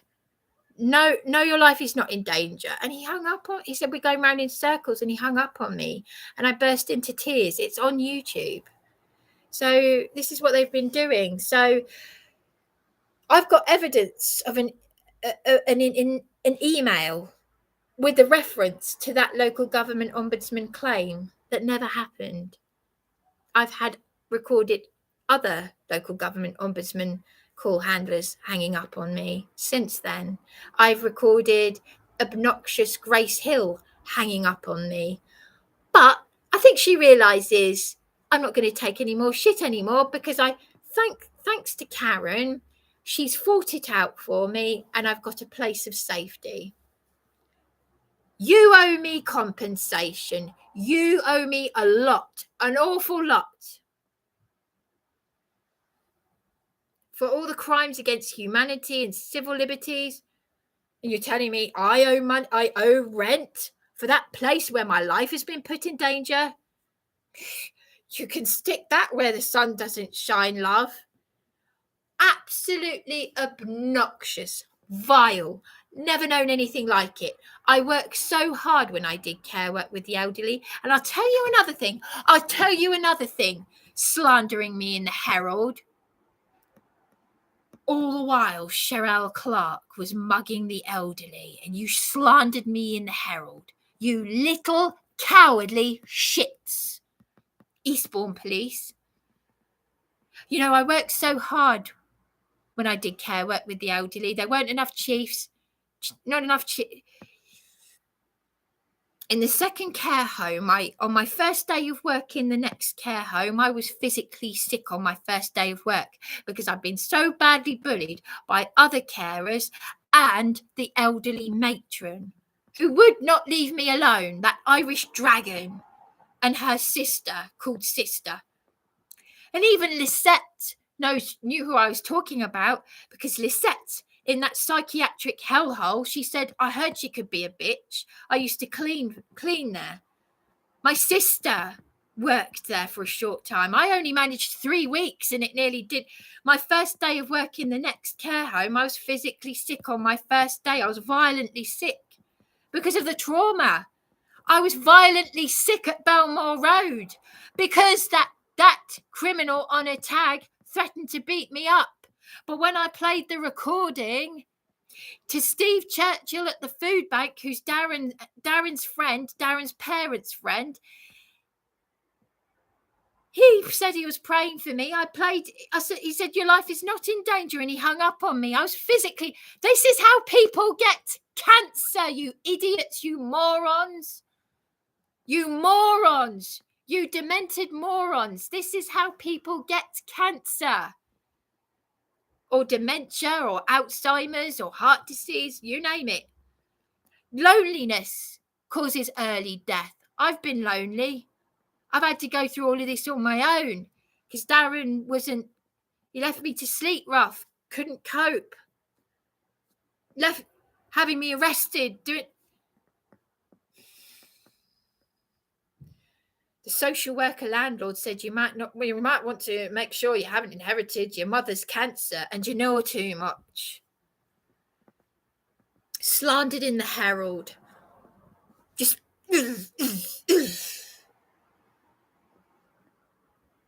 that's your way of saying, don't you speak out. Well, fuck you, because I will. And I will do it for those elderly people as well. And I will die with my soul in a good place. Because there are a lot of people whose souls won't be in a good place. I can tell you that now. Because you know your conscience will kick in. Even if you're a sociopath, even if you're a psychopath, on your deathbed, it's been noted that it happens to everyone on their deathbed. Something kicks in. A man who raped his daughter during his satanic rituals, abused her, right? It was on his deathbed. It was on his deathbed that something happened to him. And all the times I had cell doors slammed in my face just because I asked one simple question, do you have children? Ugh. It's just a question. It's just a question. Don't want to answer it. Nobody cares, Bryony. On the intercom. So it's always people need to. I tell you what, I wanted to go to the London protests, but I couldn't. Why? Because I was being attacked and terrorised. And just days after the incident on Beachy Head, when I was trafficked, I begged them not to send me to the Amberley ward in Eastbourne. They bullied and coerced me. Oh, they also illegally coerced me into having a PCR test. And you've heard that they're contaminated. Many of them have been contaminated. They said you can't come out of your room unless you take a PCR test. They've been contaminated. That, along with being forcibly injected, is a hangable offence under Nuremberg trials. You cannot take people's human rights and civil liberties. Bryony, the living woman, McCarthy, Bryony of the family McCarthy, the living woman and not the legal fiction, I did not, what's the word? I did not acquiesce to what I did not give you my consent to do these things to me. You caused me loss, harm, injury. You terminated my calls illegally, sent me a letter saying you would not do this. But you did when my life was in danger. During a welfare check, you beat me, you slandered me, you stripped me naked, and then you trafficked me to a dangerous property with real criminals. So I believe that evil has happened for a reason. And where else have you seen that before? I'll tell you where else you have seen that, rather ironically. Yes, you're going to see it again. This article, Brave Bryony battles on. Good things come out of bad, so you learn. So So you do learn to understand and accept yourself. You come out to it stronger and able to handle being alone just as well as being with others. And that was 20 years ago. That was. So, yes, I will shake this town to the ground. I will. I will shake it to the core. And it will be another way of shaking sense into people. Because no one should have to go through this. I cannot believe it. I moved to Eastbourne 17 years ago just to get a bit of support. And this is what they've done. So just to let you know, though, I was, throughout the 2 hours that I was speaking to victim support, unfortunately, the battery cut out after 2 hours. But I'm going to pass out. I haven't eaten yet or had a cup of tea, but I just wanted to. Wow, an hour and 45 minutes. I meant this only to be about 20 minutes at the most, and I've gone on and on and on. But seriously, like, I know I keep repeating things and I do rabbit on, but it's not just rabbiting at all. Because sometimes, I forget just how strong I've been when I'm expected to normalize the abnormal. But because I just don't know how many people. I know it's happening to a lot of people out there, but because I'm, I only just read things on the news or I see something on YouTube, but that doesn't tell you anything because you're not actually sitting down having a one-to-one with someone. So that's what I'm trying to say. So anyway, I just want to finish by saying, like, as I said to victim support, I was telling the woman before she did get a little bit funny. I think they get a bit stressed because they've got to listen to so many people. But I said how PC Austin, who's beaten me in Darren's flat before, doing that thing, and he did, and then they did what they did on Beachy Head. This was before they slandered me in the Herald, so they already know. They're in a different place to me, completely different place. I don't know what planet they're on, but I was attacked when I was in the bath, and I'd only been there just days after being trafficked, beaten by them, and then human trafficked there. So I was traumatized, trying to get over the trauma of what they'd done to me. I was in the bath. So this was early November. It was the 20th of November when they did what they did to me on Beachy Head and then trafficked me to there, assaulted by nursing staff. There's psychopaths on the Amberley ward. That's Steve. That nurse, Steve, is an absolute psychopath, covered in tattoos and like, I've got evidence that you said our children should be aborted.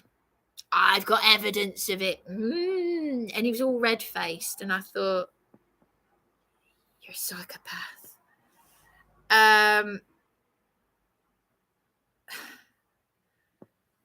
They are psychopaths. Absolute psychopaths. I've been assaulted and bullied. I've had a mental breakdown, and I've even apologized for something that I did actually say, which was never anything like that. That is a terrible, disgusting thing to say. That's evil. I mean, I've said some things in the heat of the moment throughout the trauma they've caused me, but I would never, ever. So they're all demented. It's like the Eastbourne People's Assembly. That guy who said, "Do you fancy Darren?" And this is the organizer of the EPA, the Eastbourne People's Assembly. Her husband, her elderly husband. He's a pervert. Do you fancy Charlie? And I said, and he got all these people with mental problems all upset. One of them was autistic. She started screaming her head off. And I just looked at him and I said, you've deliberately orchestrated that. And he's all red-faced. So that's the Eastbourne People's Assembly. That's the husband of the organizer.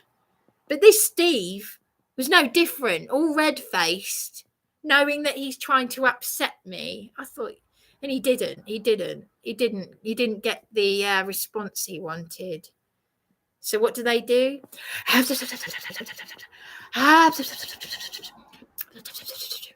Chinese whispers.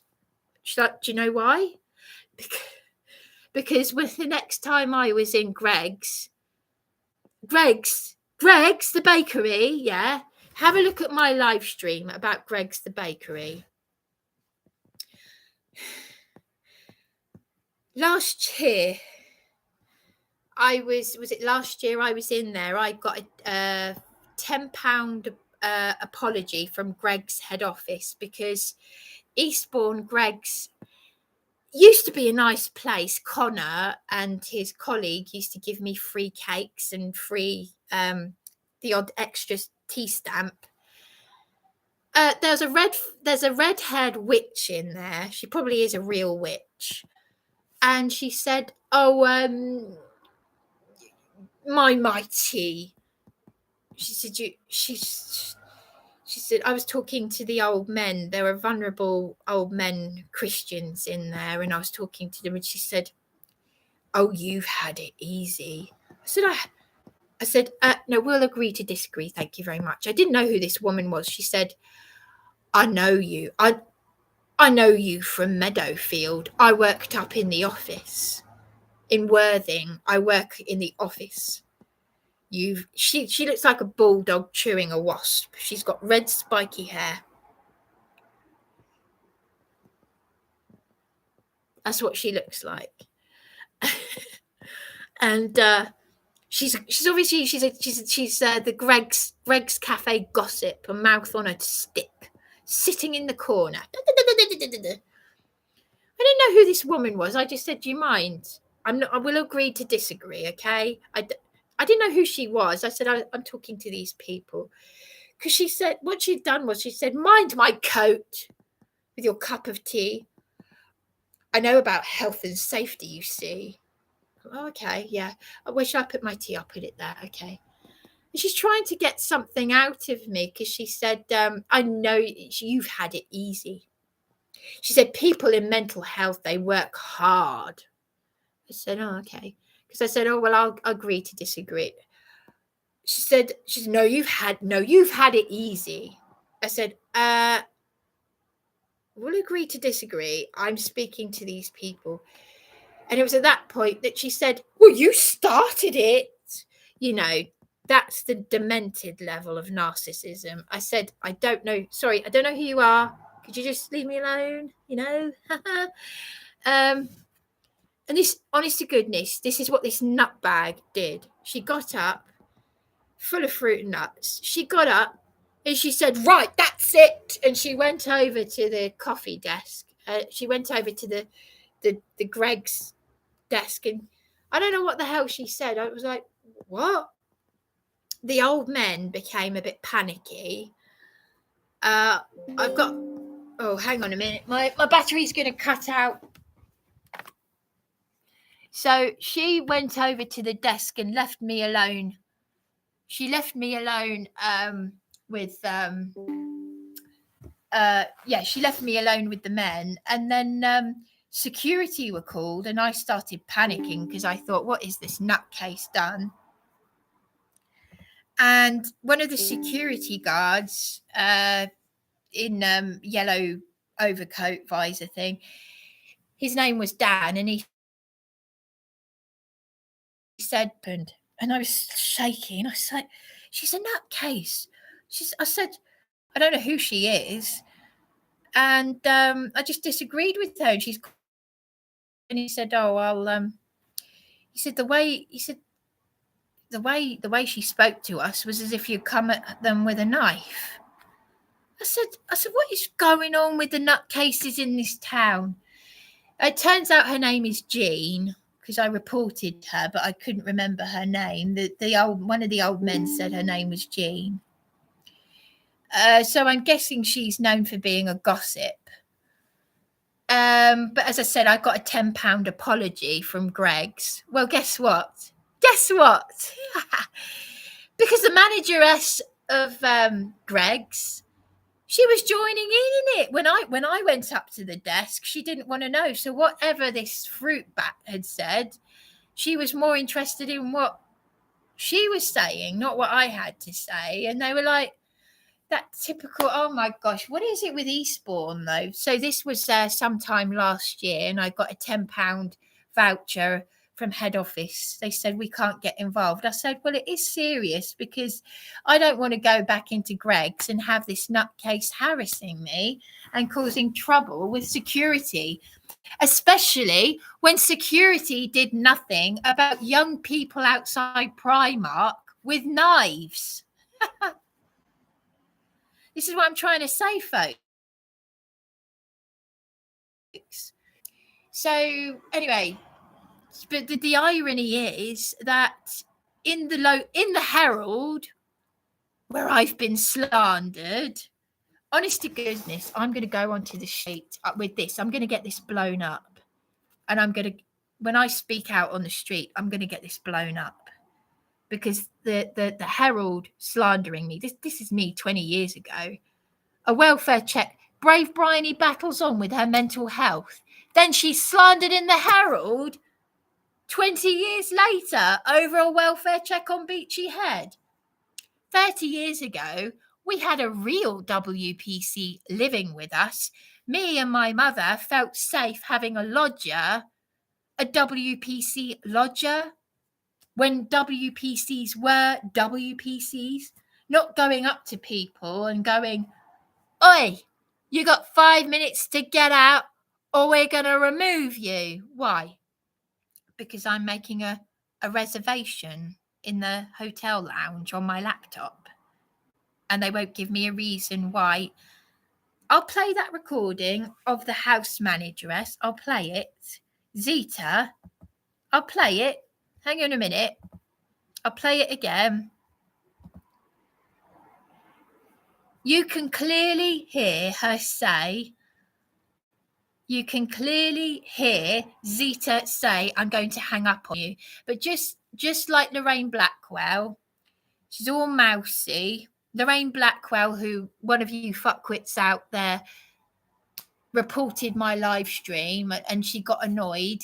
And she's the one who wouldn't remove Sherelle Clark and was happy to help the criminal idiots who assaulted me at the Cavendish in December last year when they were throwing Christmas decorations. Right? Listen to this recording, just so that you know. Why have you cancelled my reservation? It was the team and the management. What?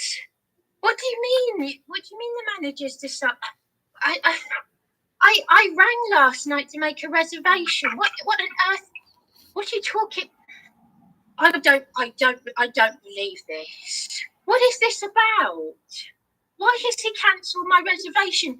I've got a woman coming here from Nigeria. I'm in her home, and I've booked to come to the Cavendish Hotel. Why is the manager? I need the reason. I recorded my phone call to head office. I've already got serious complaints about the Cavendish Hotel. I have got a case with the local. He knows my circumstances. What is this all about? What is? Wait why for it. Why? I haven't even had any. No, hang on a minute.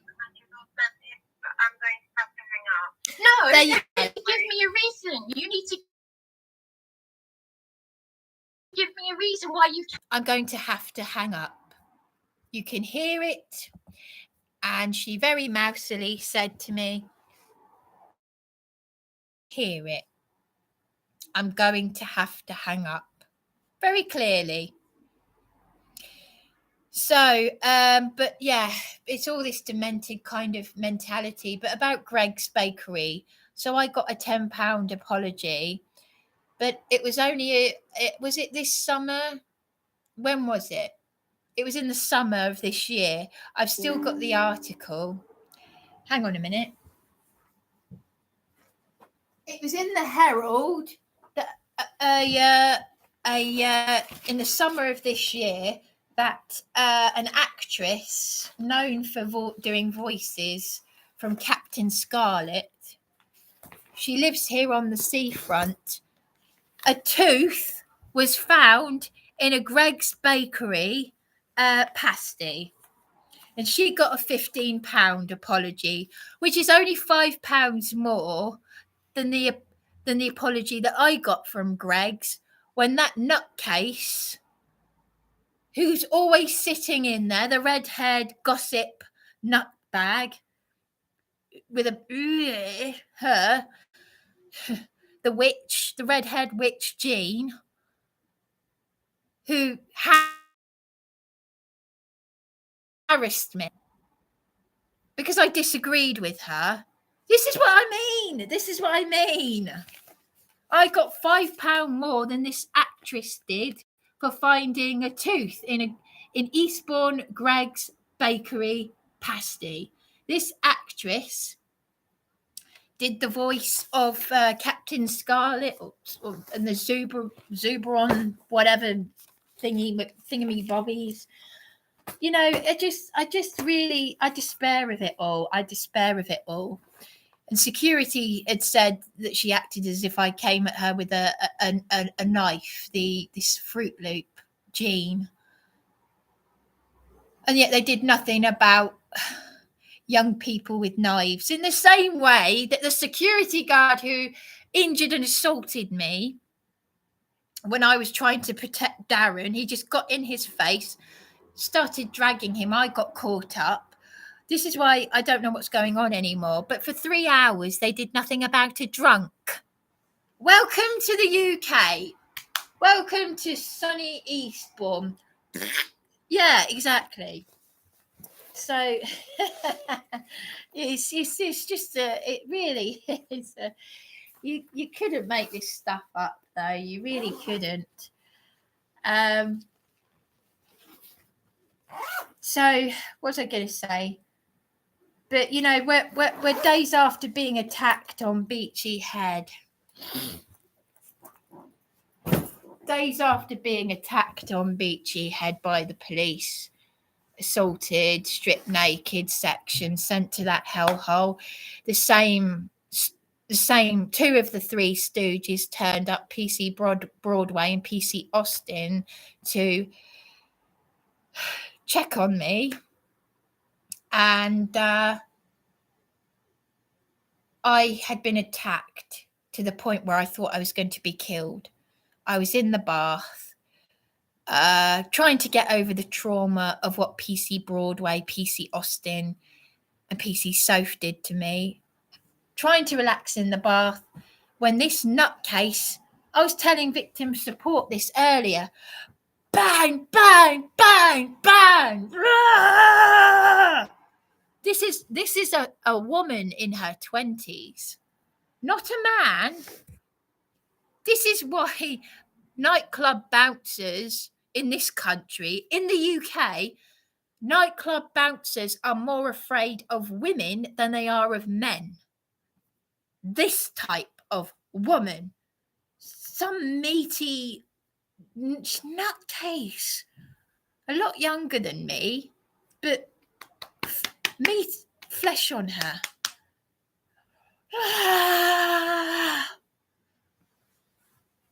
And all I'd done was, I don't know, it must have had something to do with me saying to Justin, you idiot, if you're watching me, oh, Justin lives in a nice part of Kent. How nice for you. How nice that you got a nice home. But this is Charles Lucas Property Management. He wouldn't listen to me or the neighbours. Steve opened his window. He's the one at number 10. This vile creature that I'm describing to you that I thought was going to kill me, allegedly poisoned Cavan's dog. One of the neighbours next door had a dog she poisoned. And I honestly thought she was going to kill me.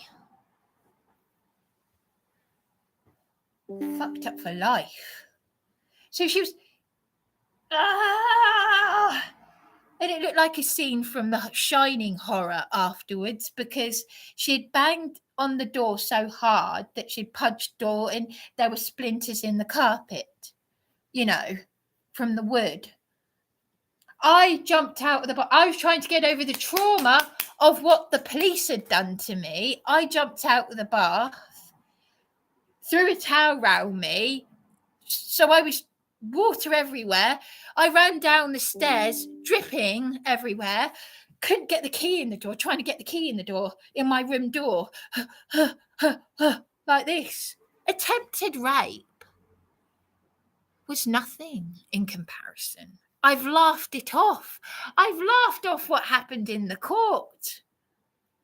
I find it funny telling people the story about my indecent assault and going to the Saturn Rape Victim Centre, because I found out how strong I was. And the VHS tape, Lindsay DePaul helping me out. She got me out of a full-on rape. But this, I put a man on a sex offenders register and 2 years in prison. There was nothing. I was laughing. I laugh at it's not in the forefront of my mind. But what the police have done to me is permanently traumatized me. This was a woman. And what I thought this woman was going to kill me. And what Serco did to me. And R. Helmsley, the magistrate's custody suite manager in Brighton, demented, threatening me with prison. I went to the police desk to say I'd be returning with my lady witness who's going through cancer treatment, who's looking after her autistic son. She's a witness. She was at the Riverbourne house. They're the people I recorded as part of my evidence. They're the witnesses. I've been to the Riverbourne house. They got someone to come out from the council and threaten me and serve me a notice to stay away from the Riverbourne house. I've been in there and I visited someone in there and I recorded the manageress. They were onto me. They arrested me for recording them when they told me to record them. Demented. The council, I've got damning evidence against them. They are criminals. They've nearly driven me to suicide. It's a form of manslaughter. Or murder, maybe. I don't know. Oh, I just can't believe it. But anyway, I went to climb out of the window with a towel wrapped around me, and I was telling victim support that I was that terrified that I thought, if I have to go into the street naked to save my life, I will. If this towel falls off me, I was that scared. I was coming out of the window. The window was open about that much. She came out, she went round the back towards the window like this. She was trying to scare me. Collapsed. It's just, but basically, just to say,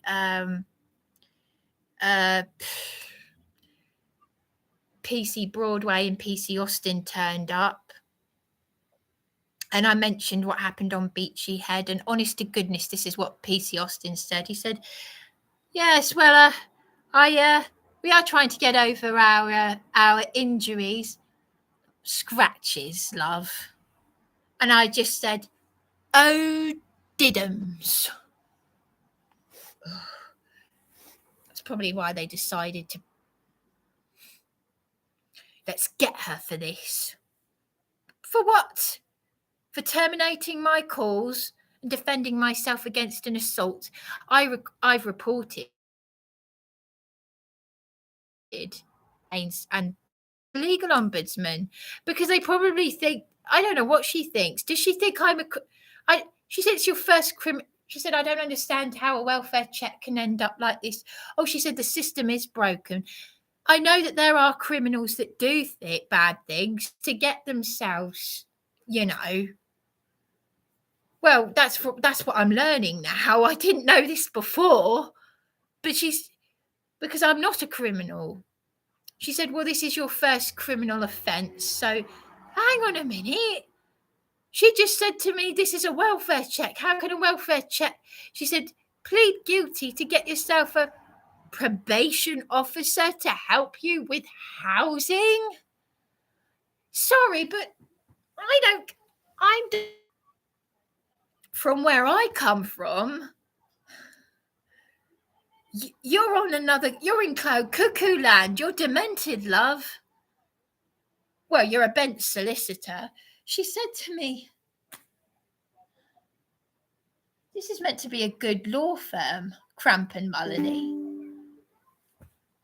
Daniel Andrews, I think he's the one I saw a few years ago when I paid him half an hour, £90 for half an hour, just for him to say, I can't help you. And they're meant to be the ones who can help with council. They're meant to be one of the top law firms that can help you with this council corruption. She said to me, the system's broken. He's the one who... Oh.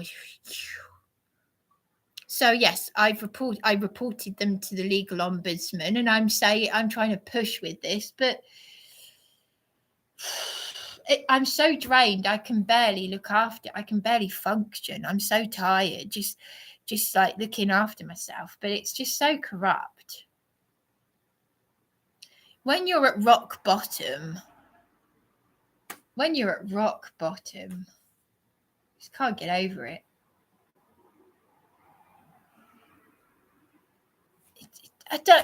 When you're at rock bottom, what the hell?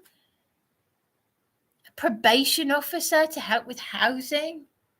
I said, they can do every evil to me. I will not plead guilty to what they have done to me several times.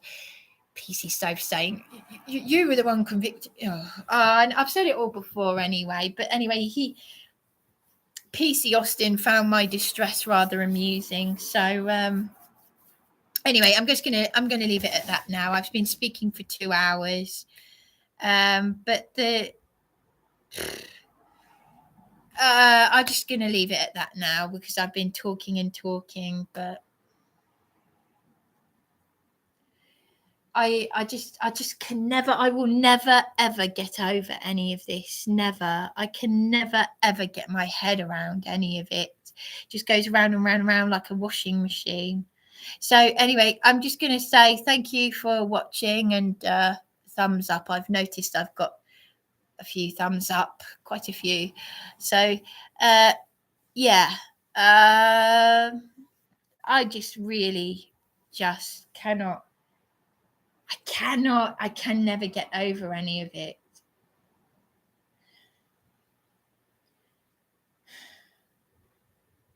It makes you angry. I won't get over it though. These people there's no one there to tackle. They won't tackle crime. They were allowing Sherelle Clark and her mother to be released to mug the elderly again.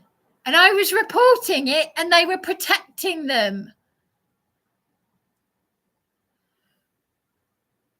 The best thing that I can do is to go onto the street, because if I contact BBC Southeast Today or whatever, they won't. Well, not, and of course people aren't watching TV. So I mean, people that we want to get through to people who aren't brainwashed. You know, the BBC won't allow me to say the things that I want to say, which is the truth. It's very frightening though, very frightening. Imagine if I had no one. I don't like no one at all.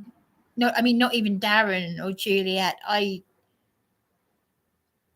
99% sure I would have killed myself by now. So, well, one never knows what one will actually do. But today I had thoughts of going up to Beachy Head because I'm carrying a lot of pain. I'm carrying a lot of pain that I can't cope with. So anyway, yeah, I'm just going to leave it at that though. It's 9 o'clock now. So I'm a bit hungry. So anyway, thank you for watching, and those who have supported. Well, I take a thumbs up as a support, but yeah, just keep telling it how it is. And maybe a bit later I'll do a tiny, and I mean a small live stream, just to say that I've got somewhere safe to go, because that's part of my documentation. Okay, thank you.